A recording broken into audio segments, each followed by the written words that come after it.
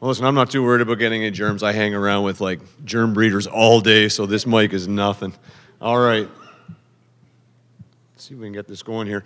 Like Adrian mentioned, a year ago almost to today, we were invited here to hear a speaking series, and on the panel were Charles Bartolo, our chief police. Adrian was here as well, and most significantly for our boys was a man by the name of Glenn Canning. And Glenn, if anyone's ever had the opportunity to see or hear Glenn speak, truly an inspirational speaker. And our boys were very, very inspired by Glenn and everything he had to say. And literally, as Adrian mentioned, the guys just said, we want to do something. Now, working with kids, they always get inspired. If you have someone come in from South Africa talking about women with AIDS, they have to go save Africa. And it goes on and on and on all the time. But generally, it dies down. And this time, it didn't die down. And some of the boys here, for example, Tyler, right here. Tyler's the guy in this poster here. Tyler, every day for about 3 weeks, sir, we got to do something. Sir, we got to do something. And I said, yes, I know. It'll go away. And it just didn't. And he and his buddies just wouldn't let it drop. And then I looked at Travis, and I said, I guess we actually have to do something now, don't we? And so we got going. CPO was very generous, and they threw us some money, and we were able to take our boys on a nice retreat. And at that retreat, we did all the manly stuff you can do. We sat around, bumped chests, and told jokes. And at the end, we laid out our expectations. We gave everybody roles. And what came out, we were not prepared for. What we expected was a school-wide initiative to try to address violence against women. And it absolutely just went crazy. We held an assembly for every boy in our school. And it was a very exclusive group. We only had boys, and we only held the assembly for boys. We flew Glenn in to come and talk to all the boys, and along with some other community members. They just rocked everyone's world. And after that point, we had boys coming and seeing us regularly asking, how can I be a part of this? And we said, well, you can't. The only thing you can do is man up. You have to do something to show that you're going to make our community a better place. Aside from that, they also then, the boys produced their own posters, and they were hanging around the school. And we talked to the boys ahead of time. We told them, you're going to have to grow some pretty thick skin, and you're going to have to have some pretty big shoulders. Because people are going to go around, they're going to draw inappropriate things on your faces. They're going to be on social media, and they're going to be talking bad about you. And I said, at this point, if anyone wants to back out, you can. And every guy just looked at each other and said, no, we're in this, sir. We're doing this. And they did it. And none of the posters were ever touched. They got stolen a lot because people wanted them because, well, they're all kind of soft on the eyes. So it makes it very easy for guys and girls to take these home. Anyhow, it's just incredible, the impact that they've had. And I just quickly threw down a few of the things they did. The T-shirts became a hot commodity. The boys, only boys want to stand up, show off their T-shirts here. We get phone calls regularly for these. And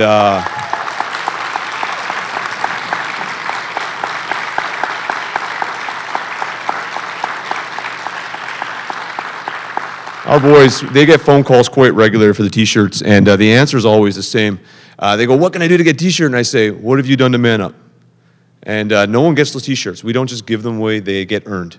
And they do some pretty cool things aside the T-shirts. And again, we said all along, like making posters, holding an assembly, these are things you do for a checklist. You say, yes, now I've educated someone, they know what the problems are, and I've done it. Kind of like training you get. We have like women come in and tell us about safety, and it's just a checklist. And we said, that's not enough. It's not enough simply to get the training. I'm going to demand that you do something. And after every time we do something, they have to do something. And what we did right before the Christmas break, oh, sorry, let me just go here. One of the things we do is we hold these Bring a Buddy lunches, and they have to come up with a topic. We invite a community member, and then they have a talk about whatever the subject happened to be. Julie Alone from Hollaback, Ottawa came in. Bailey Reed came in once, and they have these great conversations, and then they get inspired. And it doesn't just end there. And I'm going to embarrass a couple of these boys here because it's enough for me to tell you what they do. I'd like to show you what they do. So I apologize ahead of time, guys, for embarrassing you. They don't know I'm about to do this. Just to give you an idea on the impact that this has had, because Stanford is one of our favorite stories to tell. He walked into a cafeteria, and there was a guy roughing up a girl, and it was in the cafeteria with people there. And he just walked up and he said, hey, did you get our science homework? And the guy left. And then he just talked to the girl after, is everything okay? And for me, the most incredible part is he came and saw me and our other basketball coach. He said, sir, he tells us the story. What do I do? I said, Stanford, you did everything. There's nothing else for you to do. High five, big hug. Well done, Stanford. You're a man. That's exactly what you're supposed to do. Ryan's a quiet guy. He doesn't say anything, except when people say things inappropriate. I hear you in class, Ryan. I hear you say, dude, that's not cool. It's little things. You don't have to be big and strong like Stanford. You can be quiet and have just the same impact. Ewan saw something on Facebook, and he was disappointed. And he said, sir, just want to let you know, I saw this on Facebook. The boys are taking care of it. It's hilarious. It's like, yeah, now you're safe, right? No one's going to get hurt here. Oh, no, it's okay, sir. We're just going to go pull them aside and ask them, dude, that's not cool. And they just do it themselves. One thing as well that was very cool, that's what I'd like to share as well, is I don't know if you've ever heard of Yik Yak. If you're an educator, you've heard of Yik Yak. And it's the most misogynist, racist, inappropriate app you can have, in which you can say whatever you want about anybody and be totally anonymous. And it happens just in one area. Well, we had this problem with Yik Yak, and we were tracking it, obviously, in the school because of the things that were being said that were just absolutely horrible. And it was getting more and more, and the more people talk about it, the more people download the app, the more the Yik Yak.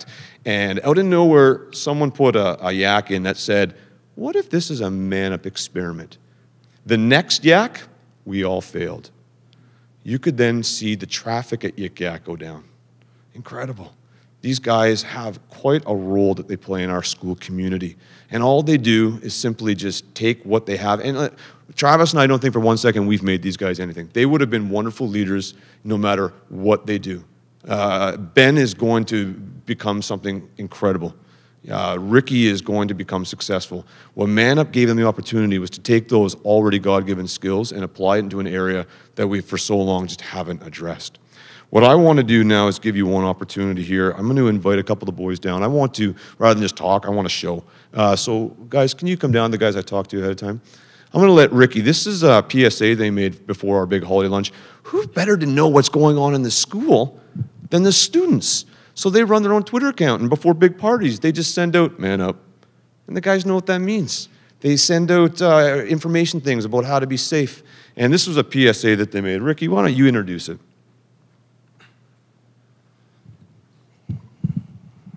So, so over the past few months, MANA has been doing a lot of different things to tackle different tasks to make our community better.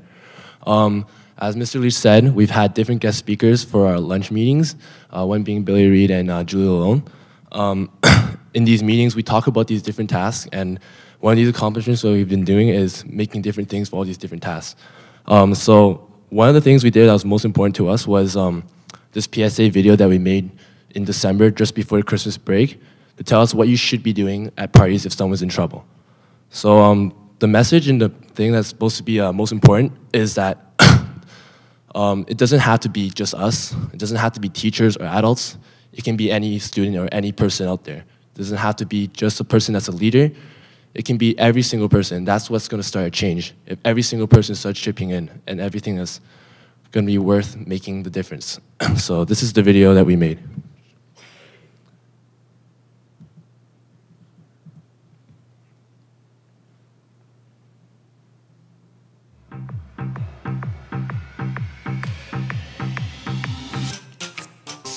What's up, man? Watch out. Yo, man, there's some men go pass down the room. Wanna check it out? Yeah, sure. Steven, look at this girl, man. You guys want to get up for a second? Yeah, don't have too much fun though. Yeah, don't go too crazy.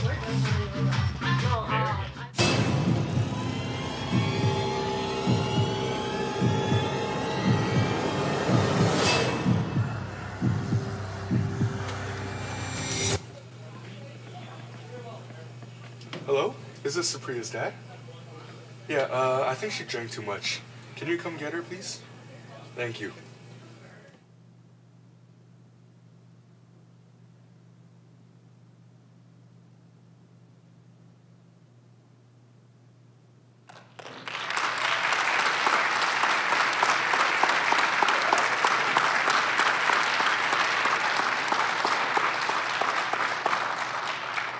Thank you so much once again. I think the message is pretty simple. Like, we're just a group of students who are trying to change what it means to be a man. We realize that it's our role as young men in society today to stand up and try to make a difference. It's our responsibility to take action and raise awareness on this topic. Together, we can put an end to violence against women. And at the end of the day, we always want everyone to remember, we're not expecting you guys to be perfect. We're just asking for everyone to be better. Thank you.